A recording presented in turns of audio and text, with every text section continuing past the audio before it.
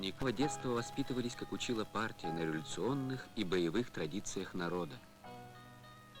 В самом центре столицы Кыргызстана похоронены красногвардейцы, павшие в далеком 1918 году.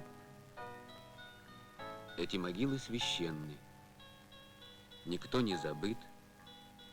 Вечная слава героям.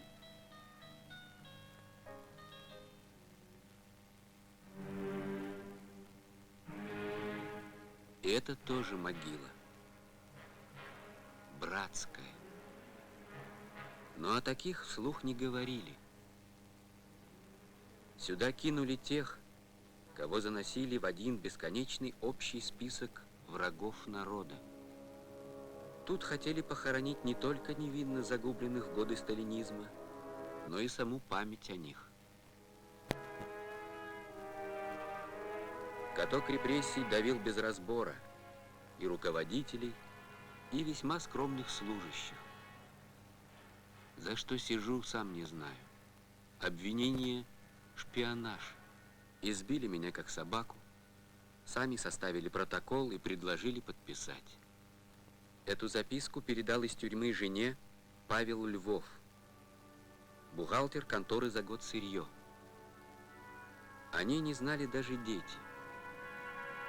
Лишь в 1974 году, перед смертью, мать передала записку дочери.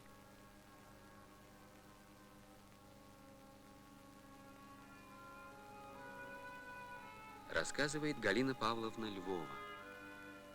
Я закончила с отличием школу в 1937 году и поехала учиться в Москву. И там меня повез мой отец.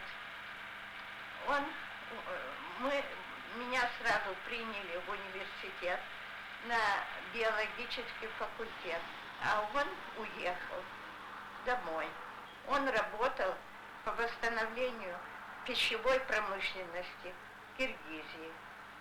Я проучилась год и приехала домой.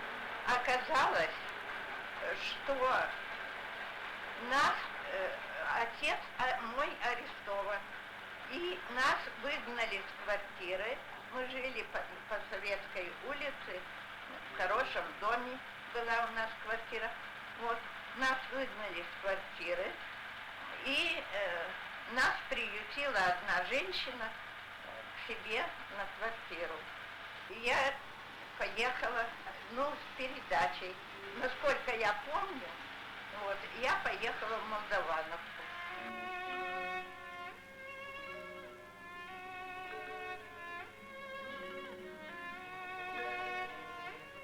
В 1937 году всю страну захлестнула кровавая волна репрессий. Ее жертвами стали и многие молодые руководители молодой Кыргызской республики.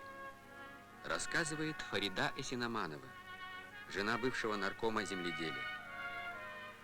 Мой муж Эркинбек Эсинаманов был настоящим человеком, отзывчивый, справедливый, скромный, уважал людей. Люди его тоже очень уважали.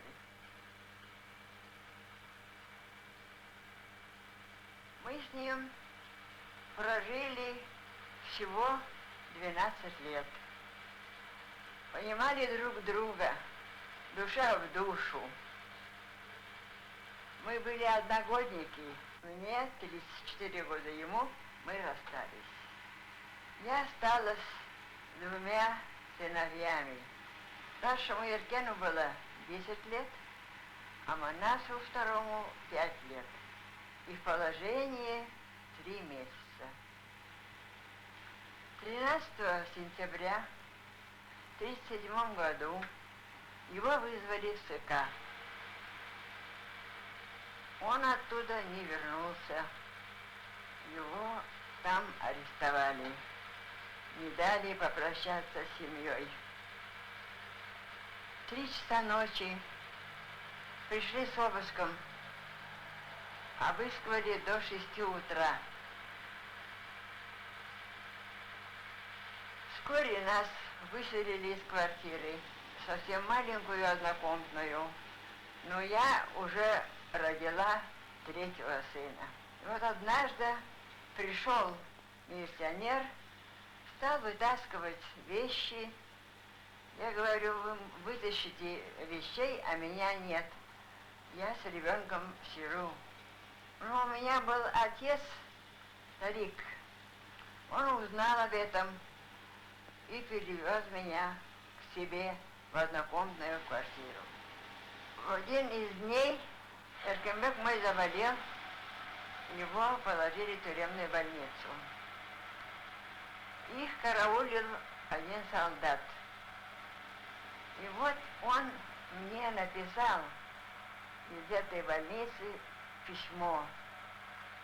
Маленькая бумажка, вот, курительная, тоненькая. Написал по-арабски, он владел арабским языком. И пишет, если сказать по-киргизски, я могу так сказать, «Буларның туганына кирпигимне да какмыйм». А по-русски, то, что они со мной делают, я ресничками не моргаю, я не реагирую.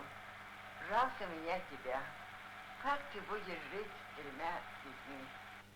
А инженера-связиста Иосифа Ивановича Кузьмина обвинили в саботаже и вредительстве, рассказывает его дочь Галина Иосифовна. Мой отец был арестован. Он был послан в командировку производственную. На станции Карасу работал, там монтировали телефонную станцию. Узнали мы об этом совсем случайно. Ночью я проснулась от разговора, услышав разговор в квартире, и свет в комнате увидела через приоткрытую дверь. Когда я попыталась выйти, мне было тогда 12 лет. Мама меня вернула назад, сказала, что иди спи. Я увидела каких-то 2 мужчин, которые сидели за столом и разговаривали с мамой. Ну, что за мужчины были, я не знала, я ушла обратно спать. А утром, когда проснулась, я узнала, что к нам приходили с обыском. Папа арестован. Предложили нам 24 часа съехать с квартиры. Нас было 3, мама, я и сестра, 2 года старше меня. Время было такое, что вещи у нас никто не захотел взять из соседей. Даже на временное хранение, потому что мы были врагами народа, семья врага народа. В 1951 году, после получения справки о реабилитации, мне выдали свидетельство о смерти отца, в котором было указано, что отец умер 15 апреля 1943 года. Вот. Причина смерти указана – острый лейкоз. Место смерти не указано, прочерк в этом документе. Вот так мы и жили в неведении. Одним из самых главных врагов официальная пропаганда называла бывшего председателя Совнаркома Киргизской республики Юсупа Абдрахманова. Ему приписали создание мифической социал-туранской партии с целью свергнуть советскую власть. А он так любил свою республику и свой народ. Этим чувством дышит каждая строчка его дневника. Раиса Абдрахманова. Вот сколько мы в 37-м приехали, по 40-й год приезжал вот этот черный ворон, то маму посадит, то старшего брата Анвара, значит, вместе, и везут на допрос. Ну, допрашивали, значит, вы жена врага, вы семья врага народа, вы сын врага, значит, все. А вот Анвар тогда однажды пришел и сказал, сколько могут они меня вызывать, и говорит, я им сегодня сказал, что сын за отца не отвечает.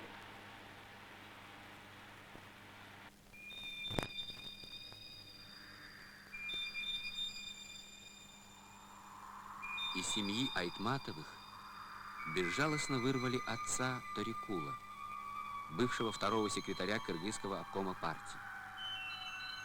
На руках жены Нагимы остались 4 детей. Старшему Чингизу не было и 10. Младшая Роза еще не ходила. Мен өзім атамды көрбөсөм дагы, ошол эсимде калыптыр, бир жолу түшүмө кирди. Согуш бүтүп аткан жылдары болуш керек, Жийде айылында жашайбыз. Менен тең кыздардын аталары согуштан келип, барып солдаттын формасында. После войны стали возвращаться отцы моих подруг. И вот однажды мне приснился сон, будто отец тоже приехал, идет по деревне. Я к нему бегу навстречу. Он меня обнял. По-видимому, я закричала во сне. Мать встревожилась, спросила, что случилось. Я видела отца во сне. Она и говорит: значит, жив отец. Спи.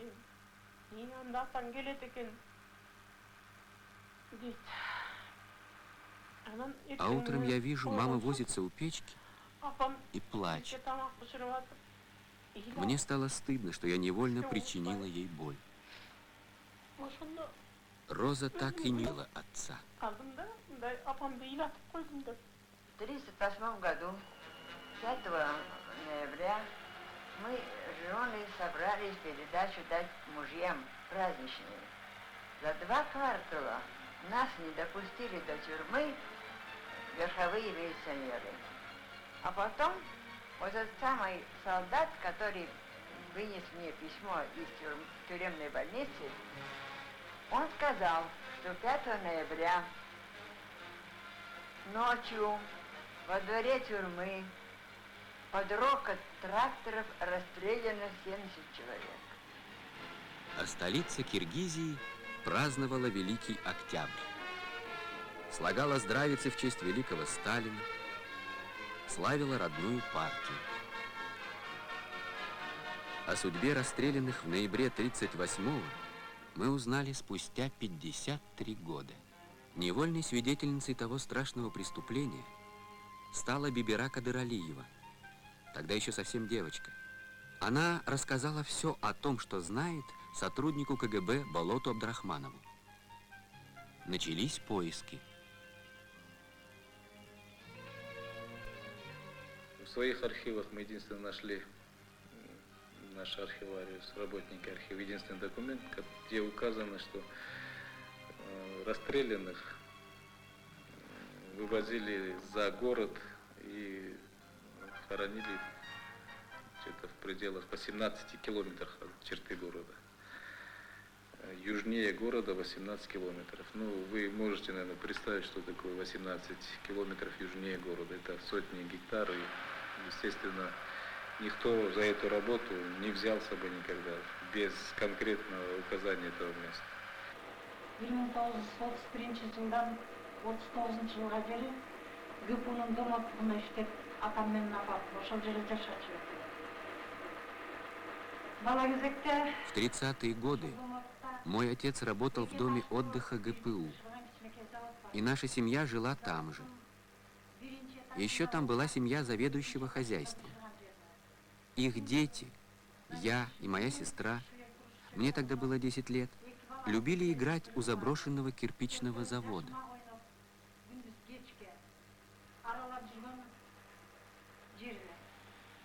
Однажды отец отвез дочерей на 2 недели в соседнее село, в гости. Девочки удивились, ведь учебный год в разгаре, до каникул далеко. Но он ничего не объяснил, промолчал. Сам отец в дом отдыха наведывался каждый день, присматривать за хозяйством. А когда вернулись, Бибире сразу бросилось в глаза, что на месте заводика холм. Кругом снег, а тут земля свежая.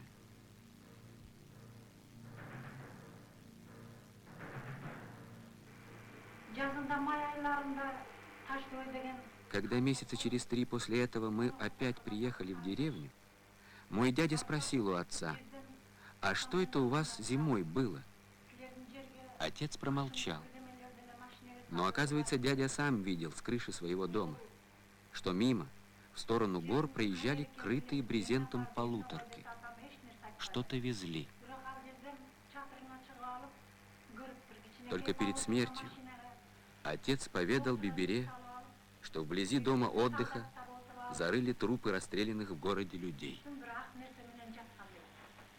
Но почему-то у меня вот эта уверенность была после беседы с Бибире, что именно это место. И в конце концов мы получили санкцию, чтобы начать раскопки. Для этого были привлечены сотрудники Комитета госбезопасности республики, работники прокуратуры. Была создана правительственная комиссия. Это очень Оказывается, это работа трудоемкая, в принципе, для нас, который не имеет навыка. Ну, под руководством, скажем, вот Москалева, который руководил вот этими раскопками, наши дела шли, конечно. Каждый день в среднем, вот, если так взять, где-то по 10-15 останков мы находили, раскапывали. И с каждым разом у нас уверенность укреплялась. Почему? Потому что на каждом черепе были эти отверстия, входные, выходные. И потом пошли вещи, вот такие как монеты 35-го, 37-го года. Это еще раз вселило уверенность, что это действительно события тех лет.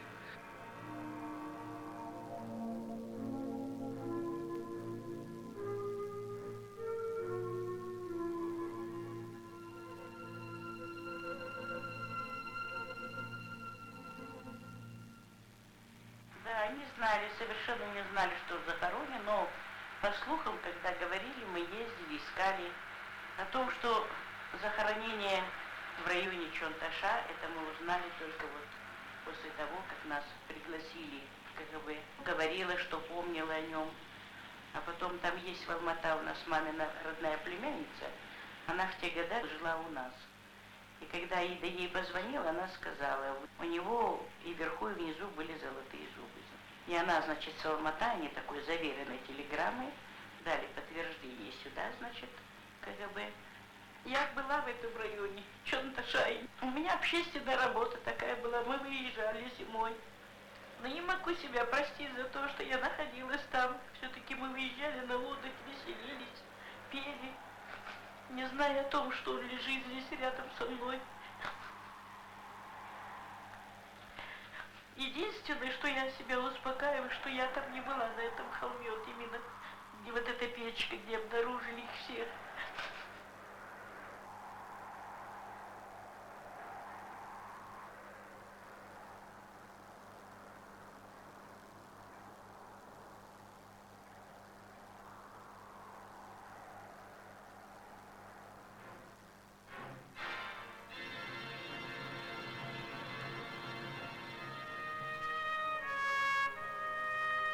Через 53 года после казни, теперь уже по-человечески, провожали в последний путь безвинно убиенных людей, которые были чисты перед своим народом, которые верой и правдой служили казнившему их государству. Траурная церемония перезахоронения. Утраты не вернуть, не восстановить прежних судеб. Но в наших силах не допустить повторения страшной трагедии. Мы должны жить по законам совести, человеколюбия, чести. Пусть будет вам земля пухом. Мы помним о вас.